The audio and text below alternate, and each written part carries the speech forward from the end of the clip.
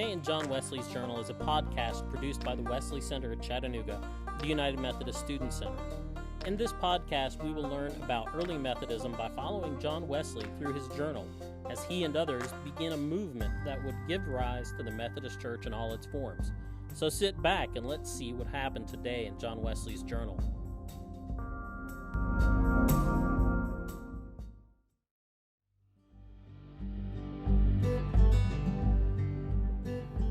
Welcome back to Today in John Wesley's Journal for October 24th, 1735.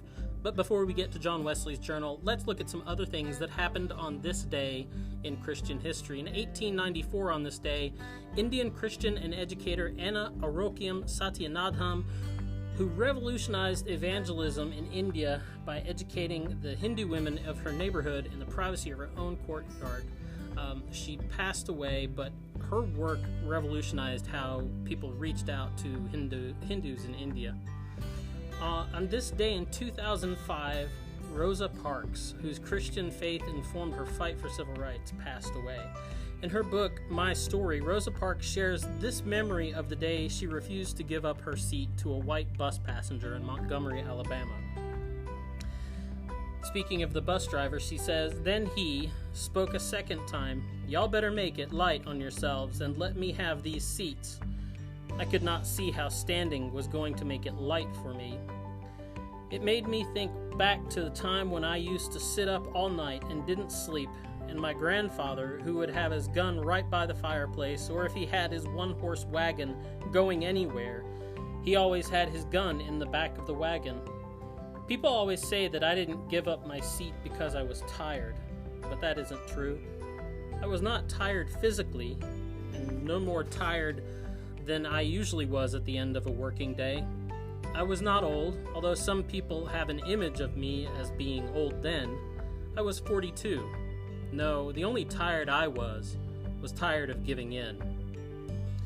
And also, yesterday on the 23rd of October, a new hymnal for the Methodist Episcopal Church was issued, with a letter from the committee which said, "Dear brethren, your committee, whose task it has been by your request to compile a book of tunes for the use of the Methodist Episcopal Church, report that they have been fully aware of the extreme difficulty of making such a collection of tunes as should in all respects be accommodated either to the fancy or taste of every section of our widely extended connection.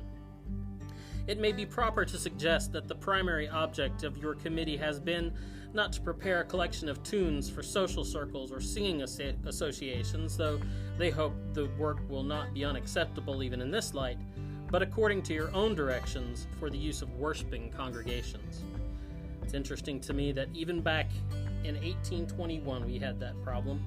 If you want more information on that, you can look at Nathan Bang's 3-volume work, History of the Methodist Episcopal Church.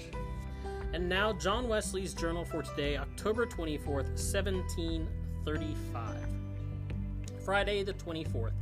Having a rolling sea, most of the passengers found the effects of it. Mr. Delamotte was exceeding sick for several days, Mr. Ingham for about half an hour. My brother's head ached much. Hitherto it hath pleased God, the sea has not disordered me at all, nor have I been hindered 1/4 of an hour from reading, writing, composing, or doing any business I could have done on shore. During our stay in the Downs, some of our other of us went as often as we had opportunity on board the ship that sailed in company with us, where also many were glad to join in prayer and hearing the word. And now we return to our time, but we'll be back for another installment of John Wesley's Journal on the 31st of October. Until then, have a good day.